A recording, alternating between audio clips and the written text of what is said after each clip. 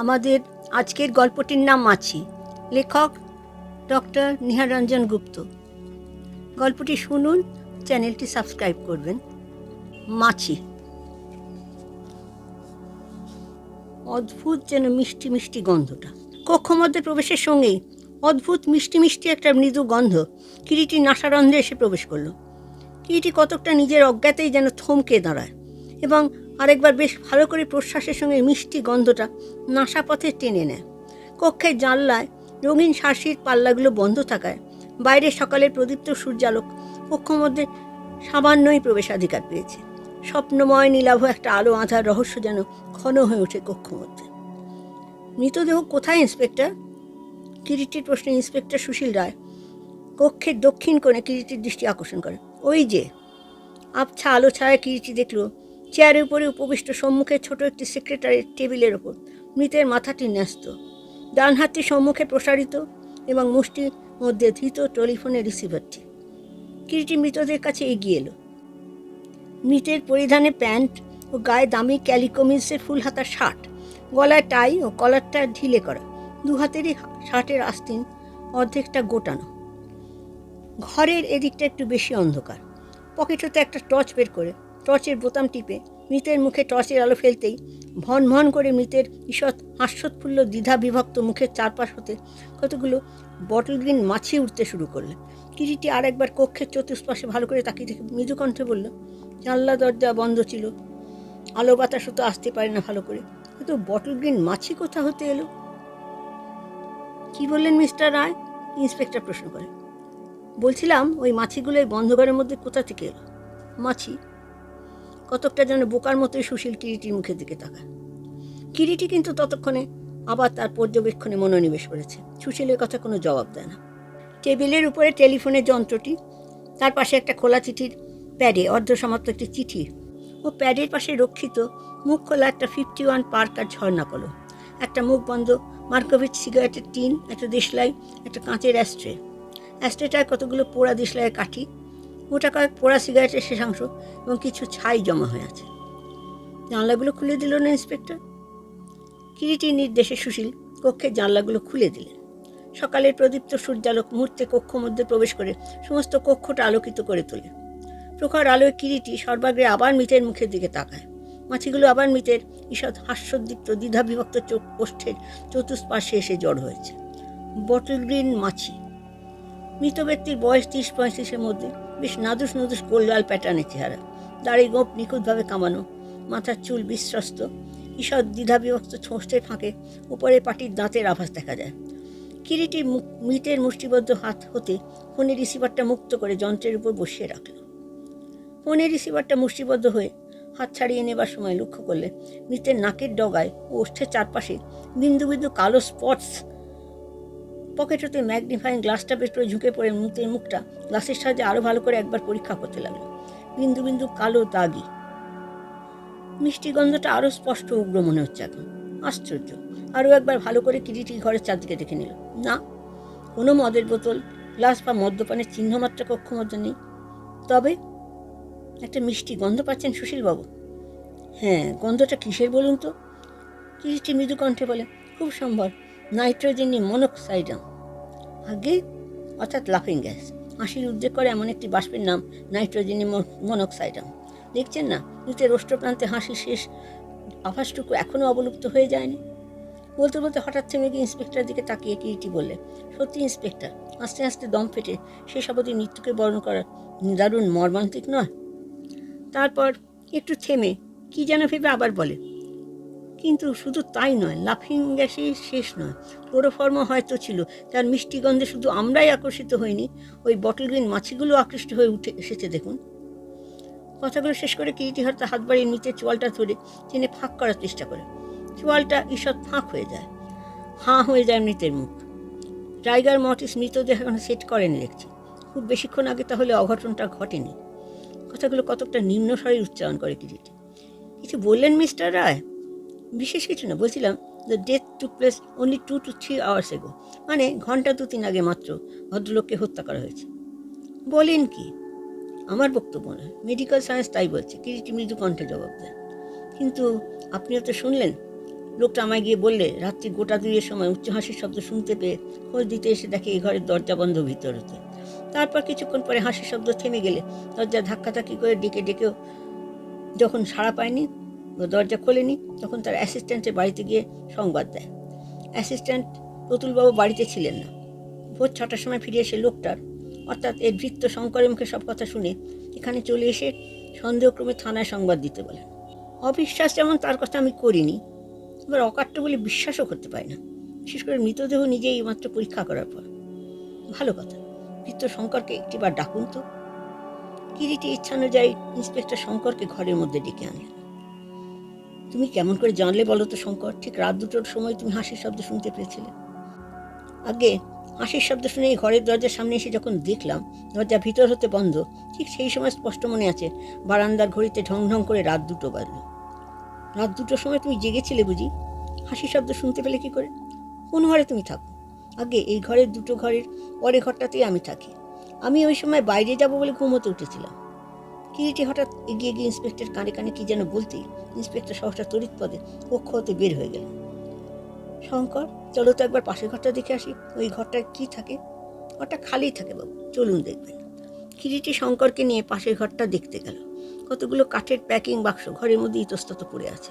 কিরিটি প্রশ্ন করে, এসব প্যাকিং বাক্স কিসের শঙ্কর? আগে ডাক্তারবাবু পেটেন্ট ওষুধ তৈরির জন্য যেসব বিলতে ওষুধপত্র আসে এগুলো তারই খালি বাক্স। হঠাৎ মেঝেতে একটা জিনিস কিরিটির দৃষ্টি আকর্ষণ করে। প্রায় 15-16 লম্বা কালো রঙের সরু একটা রাবার টিউব। রাবার টিউবটা তুলে নিয়ে কিরিটি বলে, চলো দেখা হয়েছে। কিরিটি শঙ্করকে নিয়ে আবার আগের ঘরে ফিরে এলো। আচ্ছা শঙ্কর, তুমি যে গত রাত্রে হাসির শব্দ শুনেছিলে ঠিক সেটা কিরকম বলতে পারো? হেসে দেখাতে পারো? আগে কেন পারবো না, একটু হেসে দেখাও তো। শঙ্কর জোরে জোরে হেসে ওঠে। ঠিক এমনি পাগলের মতো হাসির শব্দ আমি শুনেছিলাম বাবু। হা হা হা হা হা হা হা হা। একটু পরে ইন্সপেক্টর ওই ঘরে ফিরে এলেন। কিরিটি ইন্সপেক্টরের মুখের দিকে তাকিয়ে চোখে চোখে কি যেন প্রশ্ন করে, কিন্তু ইন্সপেক্টর মৃদুভারে ঘাড় তোলালেন। না। মৃতদেহটি বিখ্যাত ডাক্তার ও বৈজ্ঞানিক বিকাশ রায়চৌধুরী। ডাক্তার রায়চৌধুরী নিজের তৈরি কয়েকটা পেটেন্ট ঔষধ বাজারে খুব চলতি, এবং ওই ঔষধ বিক্রয় করে ডাক্তারের প্রচুর অর্থাগম হতো। ডাক্তার একজন বিত্তশালী লোক ছিলেন। টালিগঞ্জে তার মস্ত বড় বাড়ির নিচের তলাতে প্রকাণ্ড ল্যাবরেটরি, ওষুধের কারখানা। ডাক্তার নিজে অবিবাহিত ও একক ছিলেন। মাত্র মাস 6 আগে লেপ্রাসি একটা নতুন ঔষধ ডাক্তার আবিষ্কার করেছেন, আর কার্যকারিতা এখনও সঠিকভাবে না জানা গেলেও ঔষধের জগতে বিশেষ চাঞ্চল্য সৃষ্টি করেছিল। ডাক্তার অ্যাসিস্ট্যান্ট বা সহকারী প্রতুল সান্যালও একজন ডাক্তার ও বৈজ্ঞানিক। প্রতুল সান্যাল ডক্টর রায়চৌধুরীর সঙ্গে আজ প্রায় দীর্ঘ 10 বছর ধরে কাজ করছেন। প্রতুল সান্যাল ডক্টর চৌধুরী থেকে বয়সে কিছু বড়, বছর 5-6। ডাক্তার প্রতুল সান্যাল রোগা ও ঠ্যাঙ্গা লোকটি, হাড় বের করা মুখ, বড় বড় চোখ দুটো জলজল করছে, অত্যন্ত শান্তশিষ্ট প্রকৃতির। ডাক্তার সান্যাল ছাড়াও বছর 1.5 হলো নতুন একজন অ্যাসিস্ট্যান্টকে ডক্টর রায়চৌধুরী তার কাজের সুবিধার জন্য নিয়েছিলেন। লোকটির নাম সুধীর সরকার। বয়স 30-32-এর মধ্যে হবে, হৃষ্টপুষ্ট বলিষ্ঠ চেহারা। সুধীর সরকার একজন MSc MB ডাক্তার। প্রতুল সান্যালের কাছে শোনা গেল 3 আগে একদিন দ্বিপ্রহরে সুধীরবাবুর সঙ্গে কি একটা ব্যাপার নিয়ে ডাক্তার রায়চৌধুরীর প্রকাণ্ড একটা বচসা হয়েছিল নাকি, এবং শেষ পর্যন্ত সুধীর ডাক্তার রায়চৌধুরীর কাজে ইস্তফা দিয়ে চলে যান। প্রতুল সান্যালের সঙ্গে ইন্সপেক্টরই কথা বলছিলেন। কিরিটি মৃতের সম্মুখে টেবিলের উপর প্যাডটা তখন তুলে প্যাডের কাগজে লেখা অর্ধসমাপ্ত চিঠিখানা পড়ছিল। জীবনে আমার বিতৃষ্ণা ধরে গেছে, সমস্ত সুখের স্বপ্ন শেষ হয়ে গেল। জানি না মানুষ আর কি নিয়ে বেঁচে থাকতে পারে। সুধীর শেষ পর্যন্ত সেও, ওইটুকুই শুধু লেখা। কিরিটি টেবিলের উপরে রক্ষিত কলমটা তুলে নিয়ে কলমটা পরীক্ষা করে দেখতে লাগলো। হঠাৎ একসময় অন্যমনস্ক এই কাগজটার উপর কলমটা দিয়ে গোটা 2 আঁচড় কাটতেই তার কণ্ঠ হতে একটা বিস্মিত অর্ধস্ফুট শব্দ নির্গত হয়। ইন্সপেক্টর চমকে মুখ তুলে তাকান কিরিটি। কি হলো মিস্টার রায়? কিছু না। কিরিটি কলমের ক্যাপটা এঁকে নিজের পকেটে রেখে দিল, সেই সঙ্গে চিঠিটাও ভাঁজ করে রেখে দিল পকেটের মধ্যে। প্রতুলবাবুকে আপনি কিছু জিজ্ঞাসা করবেন মিস্টার রায়? না, উনি যেতে পারেন, মৃদু কণ্ঠে কিরিটি জবাব দেন। প্রতুল সান্যাল কক্ষ ত্যাগ করে চলে গেলেন। সহসা একসময় কিরিটি বলে, একটা জিনিস আমাদের খুঁজে বের করতে হবে সুশীলবাবু। কি? ইন্সপেক্টর সপ্রসন্ন দৃষ্টিতে কিরিটির মুখে দিকে তাকান। একটা গ্যাস সিলিন্ডার। Gas cylinder? হ্যাঁ, এটা খুঁজে বের করতে হবে আমাদের। আমার যতদূর ধারণা সেটা এখনো এই বাড়িরই কোথাও না কোথাও পড়ে আছে। আর মৃত ডাক্তার রায়চৌধুরীর সেকেন্ড অ্যাসিস্ট্যান্ট সুধীর সরকারকে আপাতত একটু অবজার্ভ করবেন। একজন সুদক্ষ বিশ্বাসী গোয়েন্দাকে সুধীর সরকারের গতিবিধির প্রতি নিযুক্ত করেন। সে যেন সর্বদা সরকারের প্রতিটি মুভমেন্টের প্রতি সজাগ দৃষ্টি রাখে। আর কাউকে আপনার সন্দেহ হয় মিস্টার রায়? না, তবে শঙ্কর চাকরটার উপর একটু সজাগ থাকবেন। আচ্ছা, এবারে চলুন, এখনকার কাজ তো এক প্রকার শেষ হয়েছে। হ্যাঁ, ভালো কথা। মৃতদের ময়নাতদন্ত হবার সঙ্গে সঙ্গে ফলাফলটা আমায় জানাবেন কিন্তু। নিশ্চয়ই। ঘটনাচক্রেই একান্তভাবে কিরিটি ডাক্তার রায়চৌধুরী রহস্যের সঙ্গে জড়িয়ে পড়ল। রাতে কিছুক্ষণ ভ্রমণ করা ইদানিং কিরিটির অভ্যাসের মধ্যে এসে দাঁড়িয়ে গিয়েছিল। সেদিনও খুব ভোরে উঠে বেড়াতে বেড়াতে টালিগঞ্জ আউটপোস্টের সামনে ওসি সুশীলবাবুর সঙ্গে দেখা। সুশীলবাবু আহ্বানে কিরিটি থানার অফিসে বসে চা পান করছিল। এমন সময় শঙ্কর এসে তার প্রভুর ঘর বন্ধ এই সংবাদ দেয়। একান্ত কৌতূহলের বসেই কিরিটি এসেছিল সুশীলবাবুর সঙ্গে সঙ্গে রায়চৌধুরী ভবনে ব্যাপারটা দেখে। ক্রমে ব্যাপারটা থেকে কৌতূহল পরিণত হলো তার চিরকালের অনুসন্ধিচ্ছা। করোনাস কোর্ট রায় দিল ক্লোরোফর্ম ও নাইট্রাস অক্সাইড পয়জনিংয়ের ফলে বিখ্যাত ডাক্তার বৈজ্ঞানিক রায়চৌধুরীর মৃত্যু ঘটেছে। যদি তো পাকস্থলীতে অ্যালকোহল পাওয়া গেছে।